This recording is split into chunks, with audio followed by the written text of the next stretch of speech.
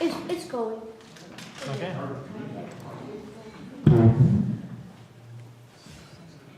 So hello everybody. Before today we visited these execution sites and mass graves in Kocevski Rog, and today I will talk about our archaeological research in the past few years that took place in the same locations that we were there before.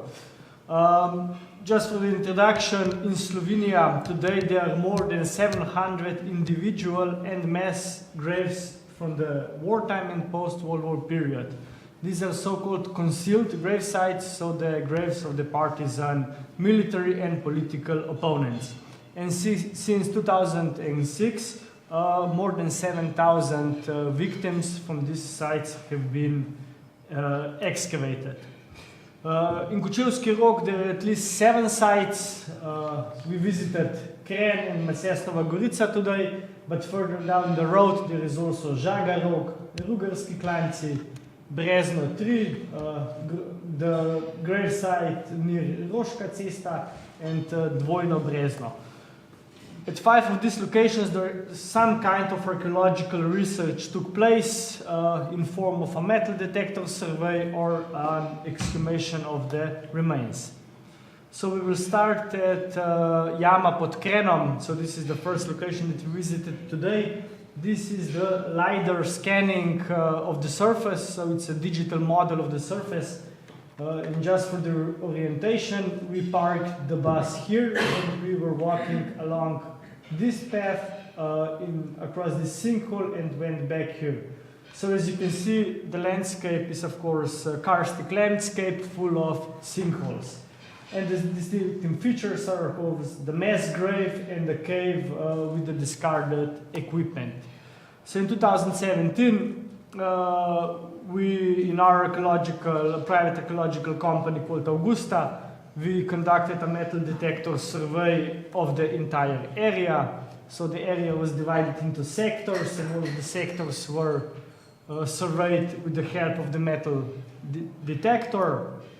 We of course excavated all of the signals, so all of the metal objects we could find.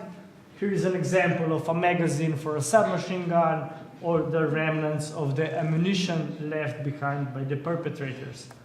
So every find that we found was left at the exact spot where it was dug up, and all of the finds were documented, so the coordinates taken with the so-called total station.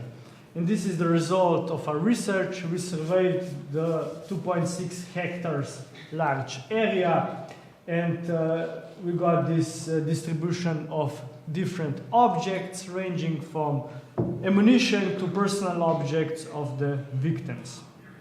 And based on this object, you can see they are concentrated along the same path that we took today to get to the site. So the green dots are parts of wires. You can see a fragment of a wire here. These wires were used to tie up the prisoners, so the hands behind their backs. And pieces of wire, of course, broke off during the path to the killing site. As you can also see, the majority of objects and personal objects were found in this sinkhole where the prisoners were taken, were waiting to get to be executed. Just a glimpse of the variety of objects that were found. These were mostly small personal objects. Like here's a spoon handle with the engraved name of Heinrich Matzberger. So this was a former owner of this spoon.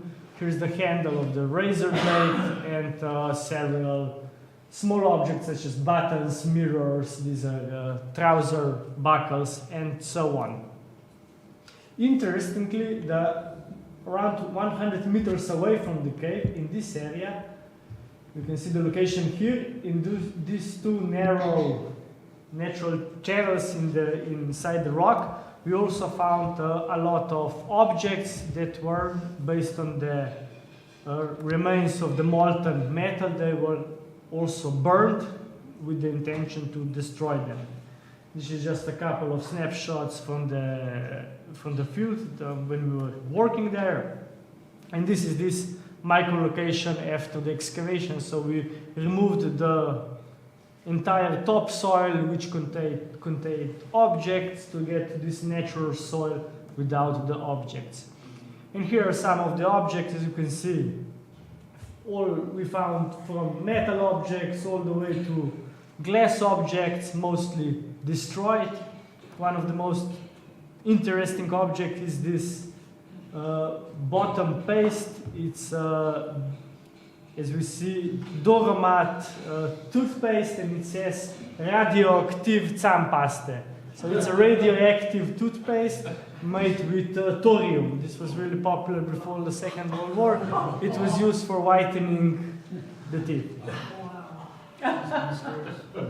Another interesting object that we didn't expect to find among these personal objects of the victims was this remain of a spoon handle, and it's actually a partisan-made spoon made from the aluminium, mostly from the Allied aircrafts that crashed on the Slovenian soil, so the partisans reused the aluminium to make such objects as the one on the picture below and, of course, above.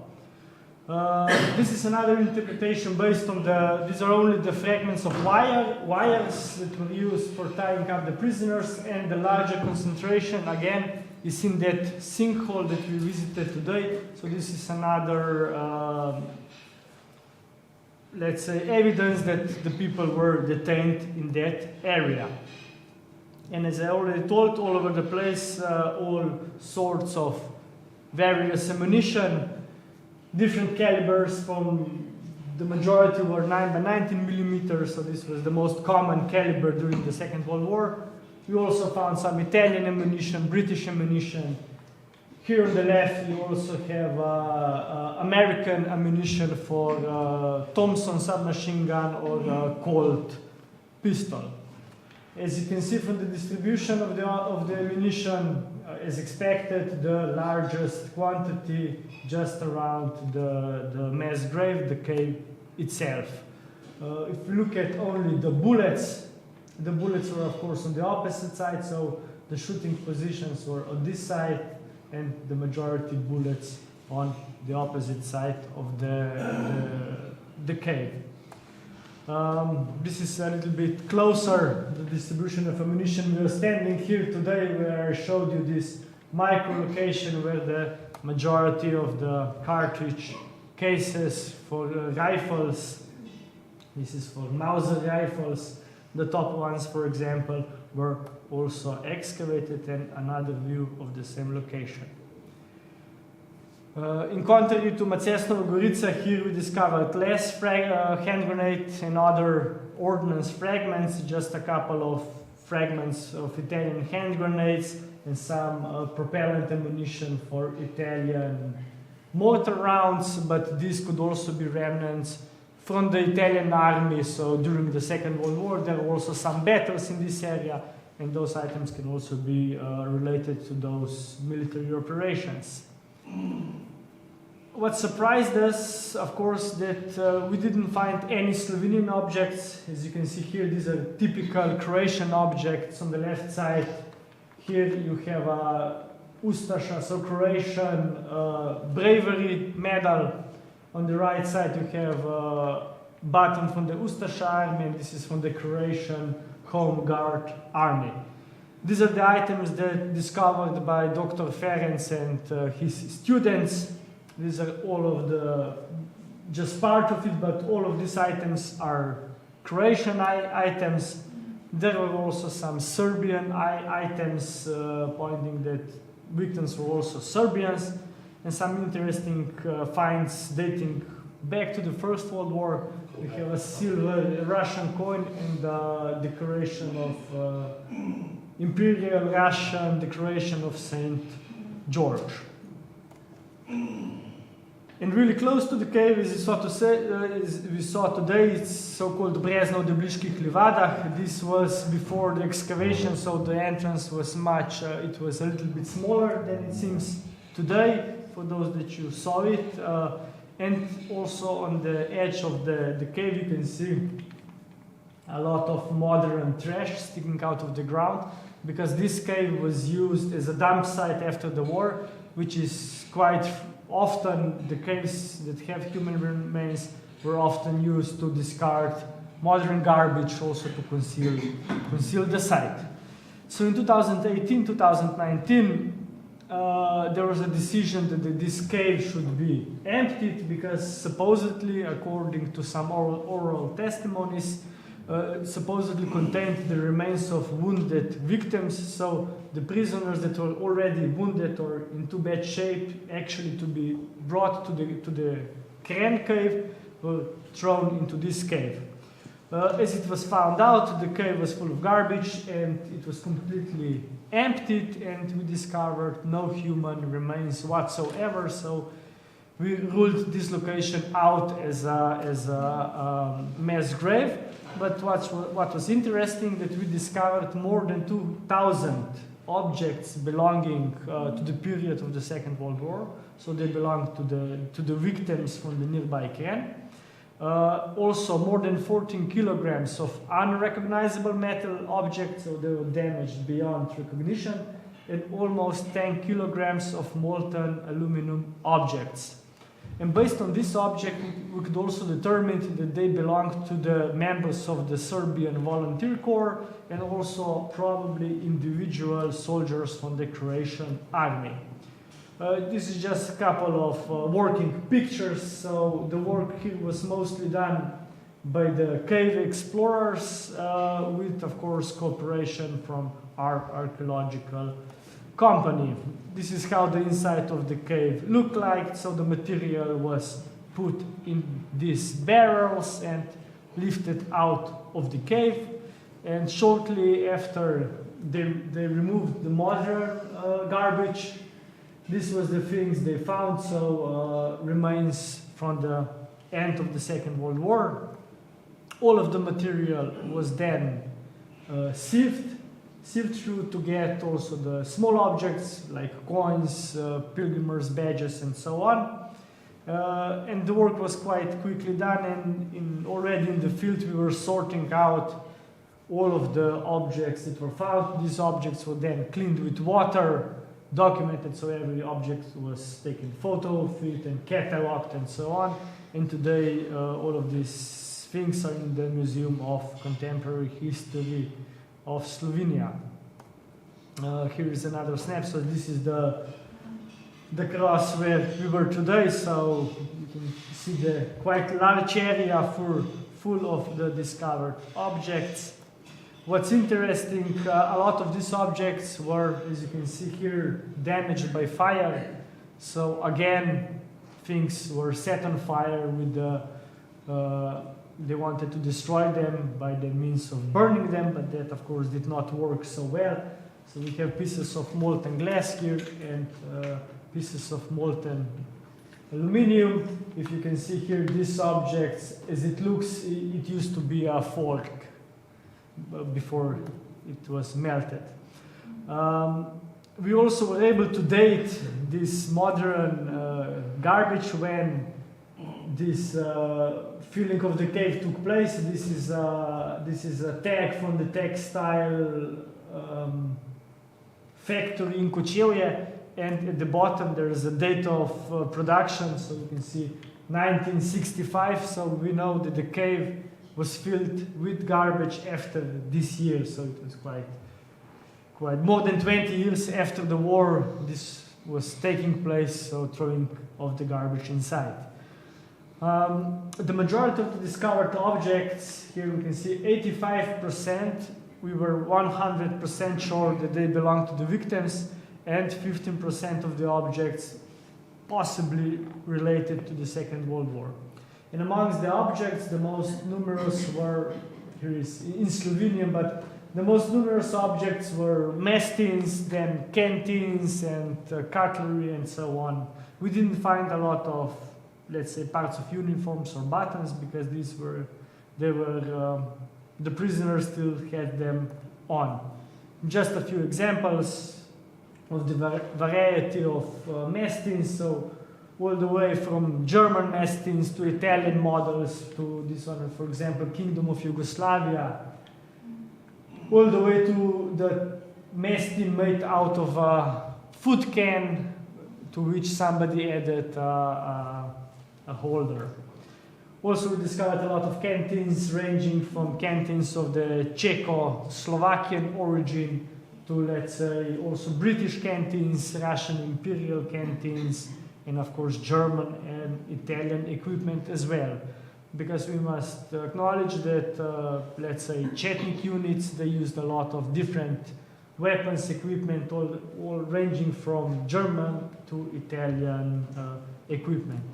Just examples of some of the belt buckles, like regular German army belt buckles, then we have like privately purchased buckles and so on. A lot of cutlery, mostly spoon, so from this we can also see what kind of a food they were eating, so mostly food that we eat with spoon and not with the fork.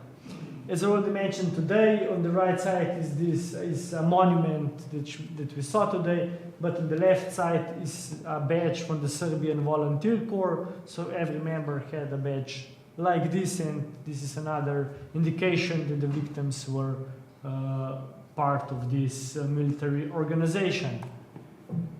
Among the various coins that we found, there are also some other interesting examples. For example, Austro-Hungarian gold coins. We had a Napoleon III gold coin, and on the right hand corner it's Mehmed V, so the Ottoman coin from the beginning of the 20th century. An interesting part of the discovered objects were the objects with inscriptions. So these were mostly canteens and mastins made of aluminium, and the owners wrote their name on it. We discovered 60 such objects. Some of them had just the initials of the owners, and some of them had the whole names. And again, here a lot of objects had Cyrillic writing, so we know that the owners were probably Serbian. Here's another evidence of that. On the left we have a mastin lid with a Serbian double-headed eagle, and on the right side we have a German police belt buckle that was remodeled with this inscription SSSS, which represents the Serbian symbol. Of course, not of all of these names, the original owners were not killed in this cave. For example, on the left side we have Italian inscriptions. So this mastin belonged to the Italian soldier from artillery unit, but it was later repurposed by a Croatian or Serbian soldier. And as we know, based on the discovered objects, the cave under Kren is the place where mostly Serbian and Croatian victims are buried. Then if we go on to the cave under Macesnova Gorica, today we approached it by this road, and around here the new road is not visible, so we visited the cave itself and the sinkhole. And also the first research here was conducted in 2004 by the team of historians. Another research in 2017 with the excavation of the sinkhole and the metal detector survey. 2019 to 2022 there were preparations for the excavation of the mass grave itself, and in 2022 the excavation of the gravesite done by archaeologists. So in 2004, Dr. Ferenc and his students discovered more than 45 kilograms of metal and glass objects. Here are just some examples, so we can see the rosemaries, the pilgrimage badges. This is the backside of a mirror. It represents Maria from Brezje, and some of the cap insignia. These are the Slovenian Domobranci cap badges, and these are some Yugoslavian insignia also used by the Chetniks, but also later by the Slovenian Domobranci when they changed to the Slovenian National Army. So this is the sinkhole. When we got there in 2017, we found this old sieve. So unfortunately, the location was already visited by illegal diggers or metal detectorists trying to find memorabilia for their collections. But luckily, we were also able to still find a lot of objects. This is how the excavation looked like. So we were excavating in grid system 2 by 2 meters. So we excavated 2 meters, 2 by 2 meters, sieved through the soil, and then moved and so on until we reached the natural soil containing no more objects. This is how the objects looked like after we discovered them, and also at the time, so in situ, in time of the discovery. We were still able to find more than 17 kilograms of such objects, amongst them a lot of crosses, a lot of other religious objects, like this small figurine, or, for example, another pilgrimage badge from Brescia. We also discovered this part of the Slovenian Home Guard cap badge, which was broken. We also did a metal detector survey of the entire area, so the entire area marked with red, we searched with the metal detectors and found a lot of objects. And just for comparison, this is how the site looked in 2017. You saw it today, it's a big hole cleared of trees, but this is how it looked like a couple of years ago. So it was really a big process to get to the stage that we are today.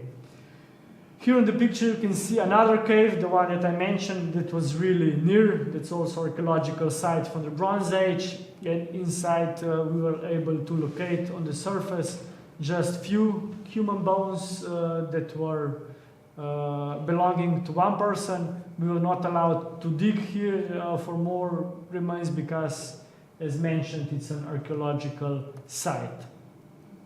So this was still before 2019 when the work started, so emptying of this material to get to the human remains.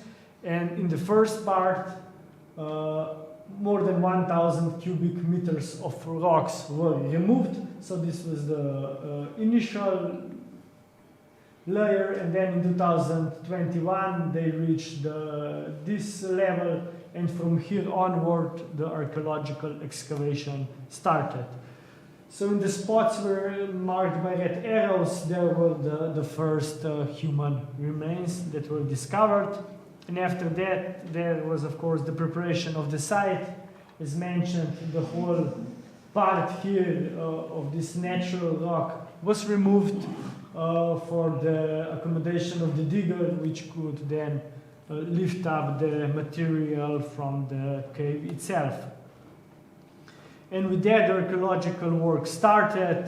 Here just some pictures of the state that the human remains were in. They were severely damaged, mostly due to the blasting in the time after the massacre. The work was also quite challenging due to the large number of unexploded ordnance, ammunition. Here you can see electrical detonators, explosive charges, hand grenades. So the unit responsible for the disposal of these objects was quite frequent at the site, and they actually destroyed the objects quite near in the small area. They put it all together and blast them, so they destroyed them. With the archaeological excavation, of course, there was anthropological analysis of the remains uncovered. The individualization of each skeleton was not possible because the bones were too mixed up. There was on-site clearing of the human remains with water and then drying them. And then, of course, anthropological analysis was conducted. These were standard anthroposcopic and anthropometric morphological methods used in the examination of human skeletal remains. The objects of this analysis were determining the minimum number of the victims, their sex, age, height, and pathological changes, and based on the requirement of the Ministry of Defense and the Commission of the Government of the Republic of Slovenia for solving the issues of concealed burial sites, all the right femurs were stored separately for possible future DNA analysis. This is how our working space outside the cave looked like, where the anthropologist did her work. Now I'm going to present you the reconstruction of the massacre based on the eyewitness testimonies and also archaeological and other data. So the main source were, of course, the testimonies, written testimonies of France Dejak, France Kozina, and Milan Zajec that managed to escape from the cave. So this is the drone photo of the cave entrance and the plan of the cave. So the entrance is just this part, and these are the underground system of tunnels stretching in all the directions. The original entrance, of course, was much smaller, apparently around 8 by 4 meters, and this is also was indicated by the black soil. This is a natural soil, so organic soil from the leaves and all the debris that fell into the cave before the massacre. So we got a general idea how big the entrance was, and this is also seen here. So we have this layer of, this is towards the end of the excavation, layer containing the human remains, and beneath it this natural black colored layer. For that, when the time of the massacre, to determine this based on the testimonies, we believe that this process took somewhere from 2nd to 8th of June 1945. For example, Milan Zajec was thrown into the cave on the 2nd of June, and France Dejak and France Kozina on 8th of June. We also discovered an important material evidence that the killings took place after the war has ended. We discovered pieces of a newspaper which we were able to identify it as Slovenski Poročevalec from 13th of May 1945, so it was published after the war. Here's also interpretation of the metal detector survey, and we know that prisoners were tied, as France Dejak wrote. Each person was tied with wire in such a way that their hands were behind their back. We also, what's interesting here, next to the road, we found this bundle of around 60 centimeter long wires that were prepared for tying the prisoners. These were the, let's say, unused wires. But all over the place we found short fragments of broken wires that broke off during this process. And this is the possible way through which the prisoners were taken to the site. Along the way, as France Kozina wrote, they were beaten with clubs and so on, and we believe, as I already mentioned today, that in this area, this is where the pieces of lime were found. Some part of the captives were also being kept there. Another area, as we talk today, is between the cave itself and the sinkhole. So this is the area where the prisoners were untied, undressed, and then tied back together. And of course, the sinkhole where more than 60 kilograms of objects were discovered. A lot of them had, of course, evidence of burning. Similar as in Kren, we found a lot of ammunition all over the place, but with the majority ammunition around the cave. Again, all sorts of different calibers were found, which also points that multiple executioners were taking part in this killing process. Well, even around the cave there was a lot of ammunition, but inside the cave we discovered more than 1,000 remnants of ammunition, ranging from bullets to cartridge cases. We also discovered this ammunition crate. Originally it was used for 20mm anti-aircraft German ammunition, but possibly repurposed here for other purposes. Based on the, of course, testimonies and anthropological data, the execution method was mostly gunshot to the back of the skull, victims then thrown into the cave. There were also 2 wounds, possible stab wounds, and we discovered 332 wounds on other bones. Here are just some examples. For example, a bullet stuck in the inside of a vertebrae, some bullet wounds on the pelvis or on the humerus or femurs. So this could also be attributed to, it's known that there were also people surviving the fall and the partisans were shooting from the top inside the cave, so those could also be the evidence of that. This is the cross-section of the cave after it was emptied, so the amount of human remains was quite high, but based on the reconstruction of the original entrance, the minimum height of the fall was minimum 13 meters. So most of the victims fell even deeper and they actually survived the fall. And as Francesco Zino wrote, immediately I heard a voice from the darkness telling me to move away from the pile of bodies so that I wouldn't be knocked over by the next victim or hit by the grenades they occasionally threw in. And we actually, as we can see on the picture, we found numerous fragments of hand grenades, so we know that actually happened. Dayak also wrote that 16 of them remained alive in the cave. We lay in a side passage, all huddled together because we were very cold. On the third day, we discovered another side passage about 10 meters long, but it had no exit. And on all of these locations marked by arrows, we actually found human remains of those that survived the fall and they were seeking refuge inside the cave.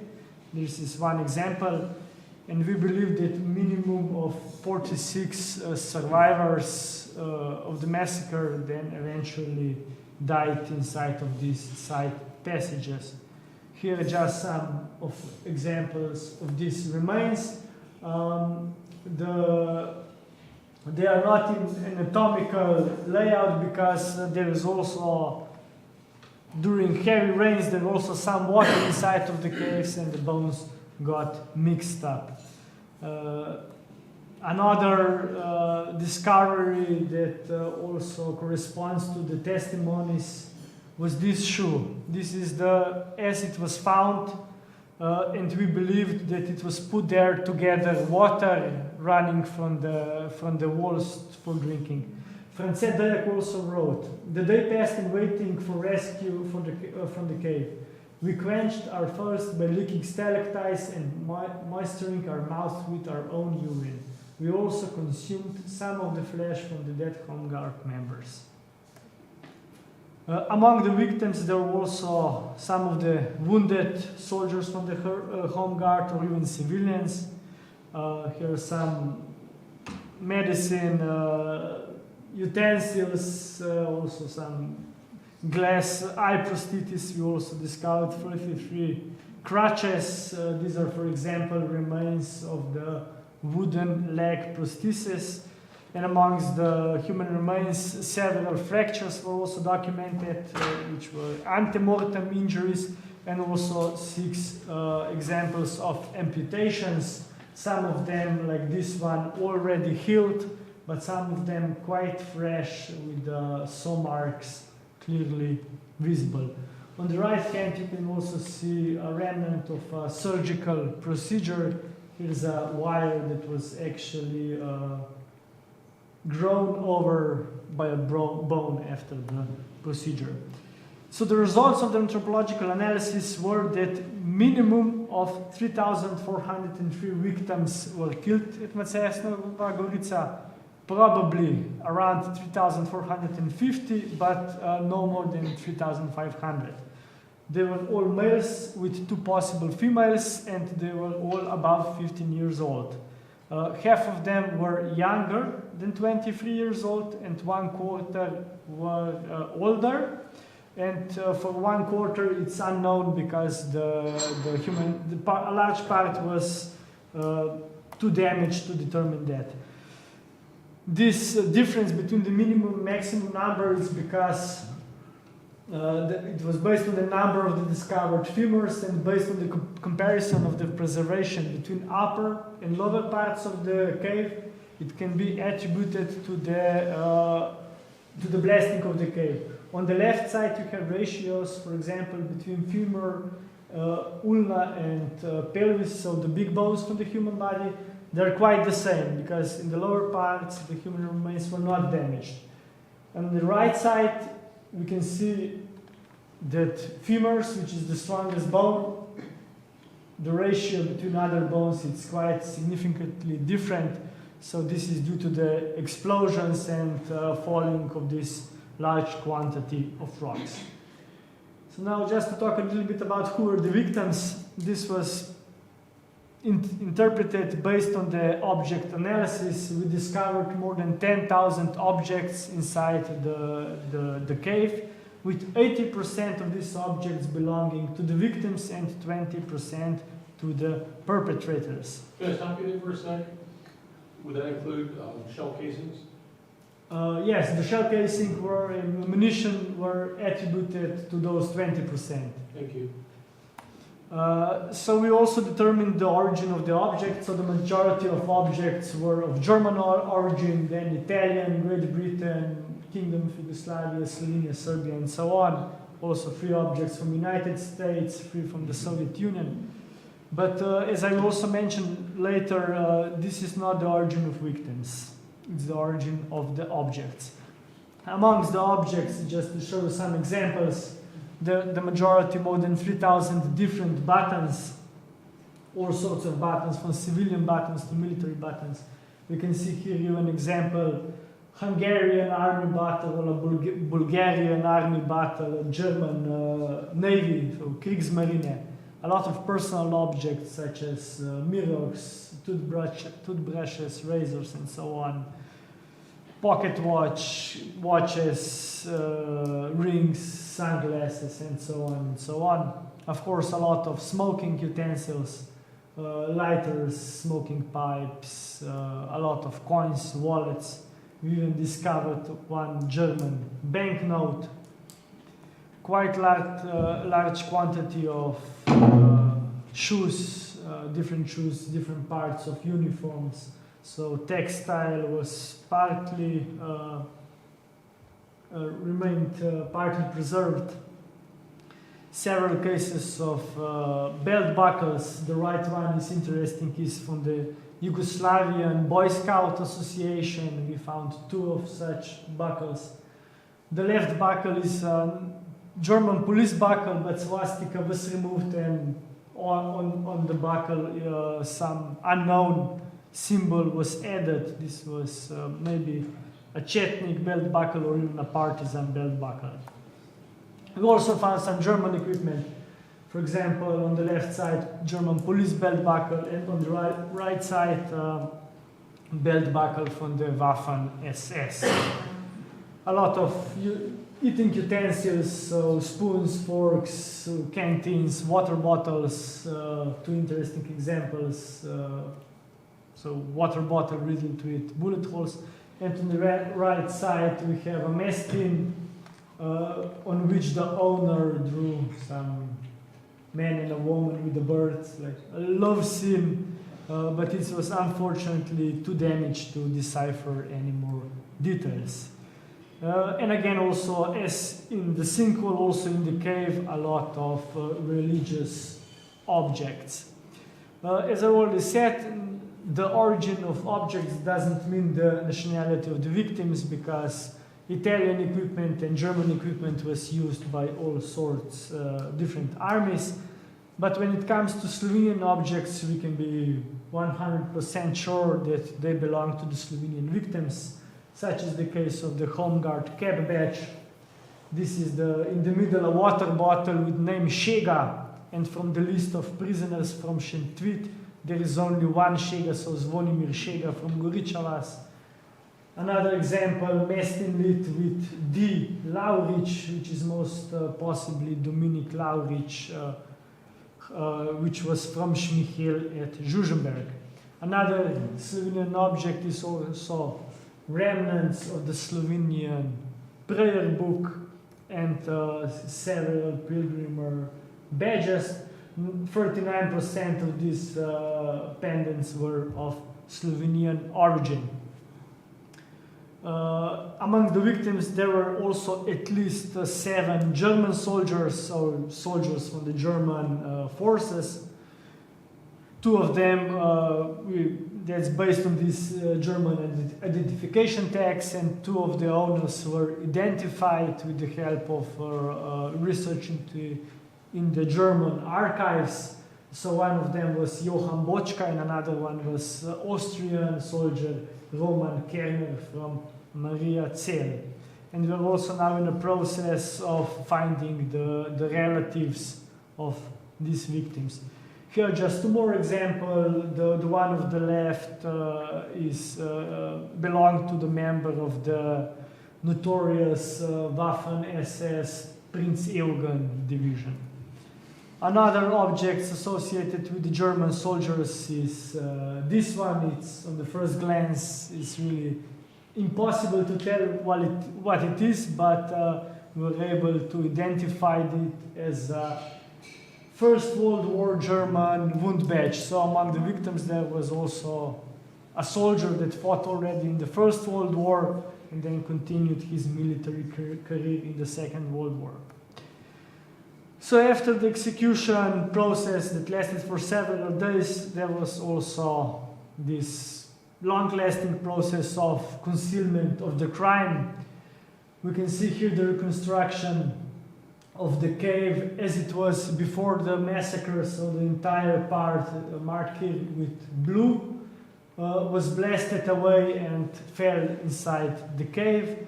The last blasting took place in the late 1950s. There are also eyewitness testimonies. I think they lived more than 40 kilometers away and they heard the explosion and the pile of smoke rising from Kočevje. And also based on the tree growth rings of the trees that were planted on this area, blasted area, we know that they were planted there in the late 1950s. We also discovered several objects related to this process, so a lot of these are packaging for explosive charges. This was, for example, a drill for drilling the holes to put explosives in, and detonation and fuse cord. And now if you go to another site further north, so further than we were today, this is so-called Brezno 3. It was discovered by cave explorers in 2020. The site was completely unknown. There were no oral testimonies about this site or nothing. So they went into this cave. You can see here the entrance. So the caves go deeper, but the human remains were at this part. So when they went into the cave, they discovered some human remains, and it was decided that we should go in there and just pick the remains on the surface. Here are some photos of our first field work, and this is how we found the remains. So on the surface of this material inside the cave, there were several skulls and other human bones lying around. So it was one-day work, so we just gathered all of the remains. We also discovered some of the objects, put them in a bag and took them out. Already at the site there was the preliminary anthropological analysis. So the anthropologist, she divides bones into type of bones, then counts them, measures them, and does the whole analysis. But as it was later discovered, because the cavers wanted to explore the cave even more, and when they started digging, they found even more human remains. So there was a decision that we should just excavate the whole cave and that's how the work started. So all of the material was dug out of the cave using this crane. We took it outside, it was checked again with a metal detector, and all the material was sieved through to get even the small objects.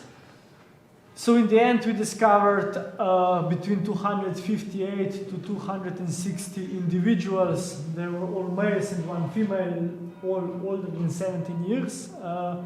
And around 70 individuals were younger than 25, and only a few of them were older than 40 years old. Also in this case, the majority of them were killed with a shot to the head, but in this case, most probably with automatic weapons, or most probably with machine guns. For example, we have a skull with 3 entry bullet wounds. And we also know that because the amount of ammunition was much larger than the number of individuals. So a lot of ammunition was spent here. This is just a smaller part of the discovered ammunition. In this case, it was all 9 by 19 millimeter caliber. As on the other sides, here also hand grenades were thrown into the cave because of the possible survivors. These are fragments of British Mills grenades, and some examples of unexploded hand grenades were also discovered. This is the cross section of the cave. So at the bottom, this is natural soil which was here before 1945. Then we had a layer of human remains, and top another layer of material. And it's interesting that at top of this we also found human remains from the first excavation. So it was really interesting, and we eventually found out what this meant, because in this bottom layer we discovered, especially inside the shoes, a huge quantity of fly pupae. So we know after the massacre there was probably really a lot of flies, and due to the also smell, the Yugoslav army sent some people to bury the remains. So this is actually the first group that were killed, and then the prisoners, we don't know who they were, they filled the cave with rocks and this material, and in the end they were also killed and thrown into the caves. We are talking probably around 15 individuals that were killed atop of all the other victims. And this is the end situation. So this is the cave completely emptied. This is totally natural soil with no more objects or human remains. Even here we discovered more than almost 1,700 objects, mostly buttons. It's interesting, let's say a little bit less than a half of buttons were civilian buttons, and the other half were military buttons, as you can see here. German uniform buttons on one side and civilian buttons with, you cannot see here, but it says Yugoslavia, so these are pre-war Yugoslavian buttons. We also discovered 2 civilian hats, a lot of remnants of different uniforms, a lot of shoes. This is an example of Italian military shoe. Again, a lot of cutlery, mostly spoons, personal objects such as combs, toothbrushes, a lot of coins, again, another gold coin from Napoleon III. And this one was also interesting. It's a so-called Indian head penny, which was from 1860 to 1909. So somebody had it as a memento for something. I don't know, maybe he worked in United States before the Second World War, returned to Slovenia or something like that. We don't know. A lot of personal items is this pendant or several rings. The ring in front of the group with the initials of the owner, LJ, it's really important because it's another evidence that the massacre took place after the war, because inside is date 18 of May 1945. So this is a material evidence that this was done after the war has ended. Here also several glass eye prosthetics, for example, and again part of a Slovenian newspaper, probably from the time of end of April 1945. You can see some Slovenian words such as France, Yugoslavia, and so on. We also know that some Slovenian victims were buried here definitely because of the Slovenian objects, for example, pilgrimer, badges, and so on. But a small portion of Croatian objects were also discovered, so we know that not a lot, but some Croatians were also buried in this place. This is just one slide from the cave Jama v Rugarskih Klancih. It's a really shallow cave, just I think around 5 meters deep. Another archaeological company did the excavations here, not us, but it was done in 2017, and 22 individuals were exhumed. Most likely Croatians. These are some Croatian pilgrimers' badges. And as the last case is a so-called dvojno brezno, double shaft, we conducted a metal detector survey in 2017. There is no evidence of the human remains inside the cave. It was visited by the cave explorers, but they didn't find any bones, so they were probably buried. But when we did a metal detector survey, so this is the cave, is this long double shaft cave, but in the vicinity, really next to the cave, we also found remnants of ammunition, also some burnt objects. This was actually, we were able to read some of the writing. It's actually a Slovenian prayer book. It was burned alongside other objects, several trouser buckles and other personal objects such as parts of the top cigarette cases and mirrors and so on. And here again, some Slovenian objects as the Sveti Alojzij pilgrimer's badge, and interesting on the right hand side, it was probably an Orthodox cross, but also a Greek coin. So somebody had a Greek coin with them and was later, after the war, killed in this gravesite. So thank you very much. This was this quick overview of our work that we did in Kocevski Rog. Thank you.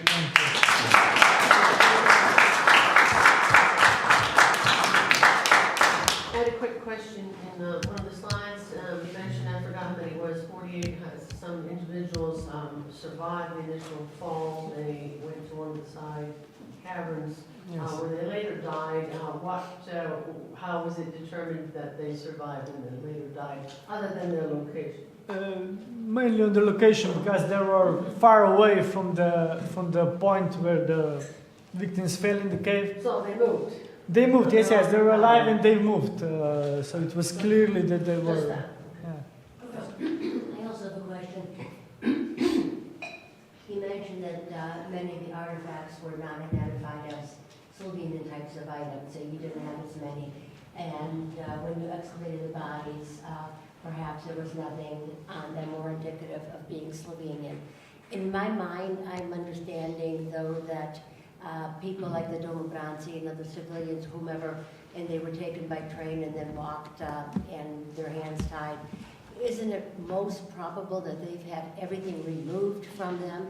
They wouldn't have any artifacts to show, so therefore you've got these bones and bodies of people that you have no idea to whom they belong. It's been 80 years, but I'm sure there's still family around. And I know you say eventually we'll have DNA, we may have DNA testing. And, don't the people, the families, clamor for the ability to find relatives? Yes, the first part of the question with this removal of the objects. Francet Dojak and the others, they're writing, they took things from us in Kran, they took things from us in Šentvid, they took everything from us in Kočevje. But as you can see, this was not the case because these were different groups. This took several days. Maybe one of the groups were completely stripped and other ones were not. Maybe at the end, because the process was taking too long, maybe at the end they hurried the process. So we know that some of the victims were dressed because we found buttons on the skeletons. But based on the testimonies, they were mostly naked. So we can see it was not like the same for all of the groups, because every day certain number of trucks came from Kocevski and they went through this process, and next day and the next day. So there are some differences, and based on these objects that remain, we can positively say that there are Slovenians in this cave, but what's the percentage of Slovenians? We cannot say that. Did all these come from Austria after the war, or this was just a site where groups were being taken, like the Serbian-Croatian site that we saw, may not have come from Yeah, this is, as we know, this were the groups taken from Retreat to Kran and then to Šentvid, and from Šentvid to Kocevski. There were, of course, some Slovenian Home Guard members taken to Tehare, but they were killed in other locations. So the people that are buried in Kocevski Rog were mostly came from Šentvid concentration camp by a train to Kocevski, and then taken from this side of the Kocevski Rog plateau. As for the other part of the question about DNA, yes, currently that's above me. There's no, because it's too expensive to make this DNA analysis. But also on the other hand, I think there were cases in Podbrezarjevo, Brezno, or somewhere near Ljubljana. There actually is a list of people that were executed there, and they wanted to find the relatives, but there were almost no response from the relatives, which is interesting. As is if they were not interested in this. So Did they put out any call to the Yes. American embassy? Because they're Americans who will be related to them, most likely. They did it, I think, Jože Dežman, they did it over the newspapers in Slovenia, because there are still relatives in Slovenia living, but I think it was really bad response. So we need to expand it internationally. Yeah. Okay. Regarding the three that escaped from the pits, did they all escape from the same pit, or was it different pits? It is believed that it was the same pit, but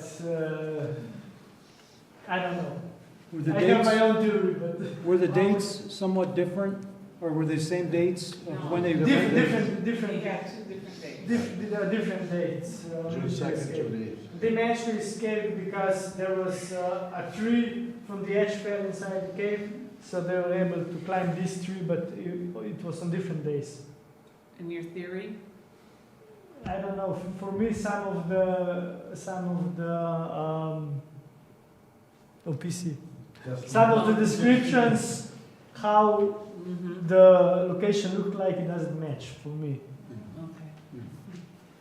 Okay. Two things. One, in one of the earlier slides, as I recall, it was 20% of those found were perpetrators and 80% were victims. Now, under what circumstances would perpetrators have been dying? And No, the objects.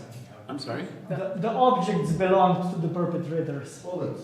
The objects. So we found 10,000 objects, and among these 10,000 objects, 80% could be attributed as belonging to the victims, I see. Okay. and 20% belong to the perpetrators. No, but We how- also found some What bayonets. I'm asking is, why would the perpetrators be victims? I mean, no, They're not victims, No, they're no. bullets. I mean, how, It was their bullets. Yeah. They're leftover bullets. We also we found some bayonets, and of course they did not belong to the captives. I see. So we know Yeah. also for these canteens, some of them could belong to the partisans, but we cannot say that. So we were like ammunition remnants, explosives, and weapons. They belong to the perpetrators, and all other stuff to the victims. One last question. Yes. I told the boss. So you showed a lot of objects that were aluminum and brass and glass and so forth, but almost no precious metal. And just a couple of items of gold and maybe one of silver. And does that imply that there was some kind of systematic effort to remove these items from these people sometime during the course of their captivity before they were executed? I think part of the prisoners, they took everything from them. As I said, it's really interesting that there were people actually having stuff with them. That shows that they were hurrying the process or something. But when it comes to these testimonies that they were pulling out the gold teeth, we found a lot of those. We didn't find any evidence of doing that because the amount of gold, it was really a lot of gold teeth inside still. So I think those testimonies are, maybe there were some cases that they saw, but it was not like a practice which was going on. So we don't know that. Would your slide presentation All right, thank you be very able much. to- We have to get the bus, I'm sorry. I'm asking, is it possible for you to allow us to have, maybe Mary, get a copy of that and have us be able to have a personal copy for discussion with other people after we go back? Not this because all the pictures are not mine, but maybe Maria can email you. We just had an English paper published on the topic. So Yeah, I have a paper that he's just published, wonderful paper. I want to email you. Also, I think if you send me additional questions, because I'm sure you got them, Dr. Kosir will be able to answer them. I'll put them together, and he's awfully good at emailing me back. Is that all right? Thank I you promised the very bus driver 7. I can't stop him the bar. Thank you so much. For you, was it anthropology first and then you discovered this stuff? Or did you know about any of this growing up? And then you wanted to maybe look at something, or anthropology was first? no, archaeology was first. Archaeology, Yeah, I'm sorry. was first.